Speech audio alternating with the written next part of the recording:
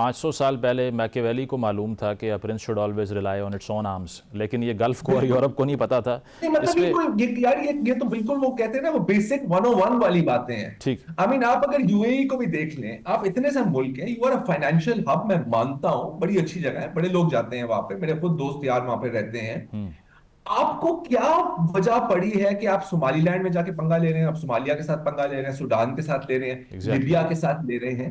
Do हाँ, you Syria में भी रियलाइज दैट बिल्कुल। You are a postage stamp of a country? बिल्कुल एक दो तीन सैचुरेशन वेव्स आए मिसाइल्स की, क्या होगा आपके फाइनेंशियल हब का? एग्जैक्टली, वो जो राइट। बबल था वो बर्स्ट हो गया है हारिस साहब, जो बिल्कुल। फाइनली बस आई एम सॉरी, एक ठीक। आखिरी बात मैं करूंगा, ये आपने एक बहुत अहम नुक्ता उठाया और एक प्रीवियस स्पीकर ने भी अहम नुक्ता उठाया। वो जो सेनेट की जो क्लोज्ड इन कैमरा ब्रीफिंग थी, ठीक है, बिल्कुल उन्होंने कहा कि यार ये क्या मजाक है, this is Israel, this was Israel's last chance कि वो अमेरिका को हिट कराए ईरान पर, क्योंकि इस वक्त जो pro Israeli bipartisan consensus है, ठीक। जो दिहाइयों से कायम रहा है, मौजूद बिल्कुल रहा है अमेरिका में, इट इज क्रम्बलिंग।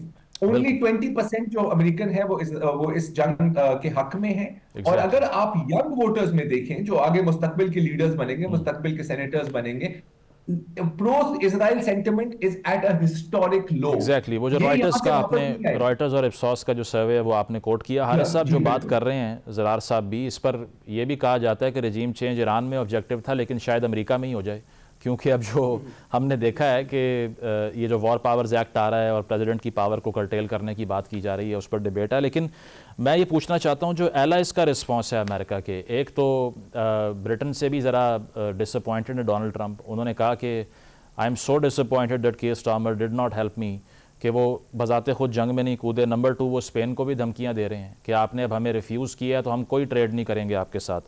इसको कैसे देख रहे हैं कि जो एक सीजनल, जो एक कन्वेंशनल अलायंस होती थी, वो इस बार दिखाई नहीं दे रही। नंबर 2, जो इंडियन साइलेंस है, क्योंकि 2 रोज़ पहले मोदी का वहाँ मौजूद होना, उसके बाद में सबसे बड़ा डायस्पोरा गल्फ़ में अगर दुनिया में देखा जाए तो वो इंडिया का है, इतने बड़े इकोनॉमिक स्टेक्स हैं, but he is absolutely silent about it. जो खामेनाई की असैसिनेशन हुई है, सोनिया गांधी भी उन पर तनकीद कर रही हैं। How do you see the Indian and the allied response?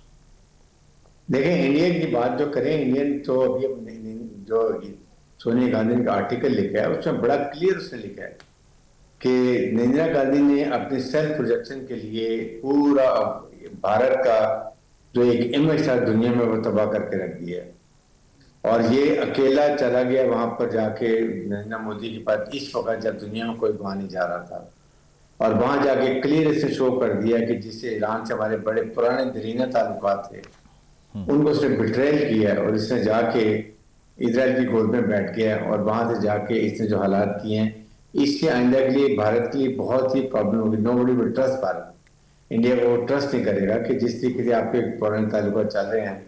आपने जून में भी यही किया कि आपने रॉब और मुसाद से मिलकर उनके सारे कमांडर साइंटिस्ट को मरवा दिया, फिर ईरान को हुआ उसने इनको निकाल दिया वहां से, और अब ये जाके जिस तरीके से बैठे, जो ये कि बहुत ही अफसोसनाक बात है कि ये आपके सामने इनकी हमेशा से कोई कभी इंडिया का हुकूमत का प्राइम मिनिस्टर वहां विजिट नहीं किया था। ये 2017 में भी गया और अभी ये 2026 में गया, क्योंकि इसको अपनी सेल्फ प्रोजेक्शन चाहिए, और ये वहां जाके जिससे से गले मिलता है सबमिसिव तरीके से बीगी बिली बन के वो, और उसके बाद जो खास तौर पे इसने वहां जाके जो एक इशू नए बनाए हैं वो आप अगर आप देखें तो वो है कि इसने जाके वहां पर ये अफगान तालिबान को भी इंक्लूड किया, उसको कन्विंस किया नेतन्याहू को, जी हम एक नया ग्रुप बनाते हैं तीनों टेररिस्ट मुल्क मिलके, जो पाकिस्तान को हम ईस्ट में करेंगे, आप अभी आपने अटैक करना है तो आप आके ईरान में बैठ जाएंगे, आपके लोग आ जाएंगे वहां पर, और फिर उसके बाद एक वेस्ट में जाकर अफगान तालिबान और खौरजीद बैठ जाएंगे, तो पाकिस्तान को बड़ा कंट्रोल कर लेंगे, बल्कि इसको इंगेज करके रखेंगे, प्रॉब्लम क्रिएट करेंगे। बलोचिस्तान में हम जहाँ बार पर आके BLF को ट्रेन करेंगे, और पाकिस्तान को सी पैक और ये सारे हालात समाइन मिलर कुछ भी नहीं वहां पर करने देंगे।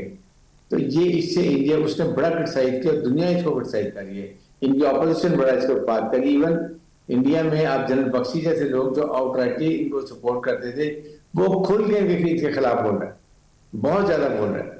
और सेकंड देखिए, एलाइज का ट्रस्ट खत्म हो गया अमेरिका के ऊपर, ट्रम्प के ऊपर, जिस तरीके से इस जगह मैं ग्रीनलैंड पे जाऊंगा, पूरे नेटो के ममालिक इसके खिलाफ खड़े हो गए, सब ने बात की, then he had to withdraw, उसके बाद इसने आइसलैंड की बात की, वो खत्म हुई, वहां खत्म हुई, ये फिर जाकर वहां पे चला गया। तो इससे जो इसके सारे नेटवर्क ममालिक हैं जो इनके परमानेंट इत्तेहादी होते थे, वो सारे इसके खिलाफ हो गए हैं। अब दे डोंट ट्रस्ट हिम, हर जगह ये इन्वॉल्व कर रहा है, जिसकी वजह से आपने देखा हो तो ये अब ये बातें ऐसी चल पड़ी हैं। इसलिए बरतानिया ने भी खास साथ में कहा कि हम पार्टिसिपेट नहीं करेंगे, आपको हम अपने बेसिस दे देते हैं बट वी नॉट पार्टिसिपेट। और स्पेन ने तो आउटराइटली कह दिया। फिर उसके बाद देखिए उस पर मैं ट्रेड सेंक्शन लगा दूंगा, ये कर दूंगा, बहुत ही अनऑर्थोडॉक्स। ये मेरे ख्याल में जो मिड टर्म इलेक्शन होने हैं, he will have lot of problems. और ये सोचे समझने बाद नेतन्याहू ने इसको टोटली कंट्रोल कर लिए। ये दे थॉट के ही तो ओनली प्रेसिडेंट जिसको इतनी कम अकल है कि वो मेरी बातों में आ जाएगा, वो वाकई आ गया। और हारिस साहब एक और चीज़, क्योंकि सोशल मीडिया पे खासी स्पेकुलेशन, फेक न्यूज़ भी आती रहती है जब भी कोई वॉर रिपोर्टिंग हो रही होती है। ये जो ख़दशा कह लें या जो सस्पिशन है कि ऐसा हो नहीं सकता कि जो चाइनीज़ वेपनरी है वो इस्तेमाल ना हो रही हो। कुछ फुटेजेस यूज़ हुई जिसमें दिखाया यह गया कि एयरक्राफ्ट जो हैं ये इलेक्ट्रॉनिक जैमिंग से गिर रहे हैं, ये वैसे नहीं गिर रहे। फिर अब मिसाइल्स की जो बात हो रही है, do you think China is somehow involved, या फिर वो बिल्कुल स्पेक्टेटर का रोल प्ले कर रहे हैं और वो चाहते हैं मीडिएशन हो जाए? Let me tell you, China is totally involved behind the scene electronics में, इलेक्ट्रॉनिक्स में वॉरफेयर में वो इनको पूरा सपोर्ट कर रहा है। और ये जो पिन पॉइंट करके ईरान जा रहा है जिन ममालिक में भी उनके स्पेसिफिक टारगेट्स के ऊपर, ये सारा वो उनको हेल्प आउट कर रहा है। इनके जहाज भी वो कर रहा है। इवन जो इब्राहिम लिंकन का एयरक्राफ्ट कैरियर है वो रडार में आते नहीं है। It's only Chinese must have supporting them, जिस तरीके से जाके वहां मिसाइल मार दिया और उससे वो काफी पीछे निकाल के ले गए उसको। देखो वरीड अबाउट इट, ये बहुत बड़ी अचीवमेंट है। और इसके बाद यूएस डिनाई कर रहा है इसको जी, और कर तो रहे, लेकिन एक्चुअली हकीकत स्टेट ऑफ जो हरमेस जो है, इसको आप देखें कि पूरा दुनिया का इस वक्त ऑयल और गैस पूरा चोक हो गया। सारे शिप्स और टैंकर वहां खड़े हुए हैं। ये आप सोच रहे हैं कि सऊदी अरब का 80% ऑयल जो है वहां जहां से जाता है, लाइक बाकी ममालिक का भी यहाँ से जाता है। आप इससे अंदाजा लगा लें कि अब पाकिस्तान ये क्या इकोनॉमिक क्राइसिस अगर 2 हफ्ते की और वॉर चलती है, ठीक, तो जिन ममालिक के पास रिजर्व ऑयल के 28 दिन के होते हैं, जैसे पाकिस्तान के ऑयल 28 दिन के रिजर्व होते हैं, व्हाट हैपेंस। और ये प्राइसेस ऑयल की जो अभी 85 पे चली गई हैं, बिल्कुल $70 से, देश से 2-3 हफ्ते में ये $150 पे जाएंगी। जस्ट थिंक पाकिस्तान जैसे ममालिक में इसके क्या इकोनॉमिक इफेक्ट्स होंगे। एग्जैक्टली कहाँ कॉस्ट ऑफ इफेक्ट कहाँ जाएगी। बिल्कुल, जो इकोनॉमिक शॉक वेव है वो ज़रूर क्रिएट होगी। इकोनॉमिक क्राइसिस अगर 2 हफ्ते की और वॉर चलती है, ठीक, तो जिन ममालिक के पास रिजर्व ऑयल के 28 दिन के होते हैं, जैसे पाकिस्तान के ऑयल 28 दिन के रिजर्व होते हैं, व्हाट हैपेंस। और ये प्राइसेस ऑयल की जो अभी 85 पे चली गई हैं, बिल्कुल $70 से, देश से 2-3 हफ्ते में ये $150 पे जाएंगी। जस्ट थिंक पाकिस्तान जैसे ममालिक में इसके क्या इकोनॉमिक इफेक्ट्स होंगे। एग्जैक्टली, कहाँ कॉस्ट ऑफ इफेक्ट कहाँ जाएगी। बिल्कुल, जो इकोनॉमिक शॉक वेव है वो ज़रूर क्रिएट होगी।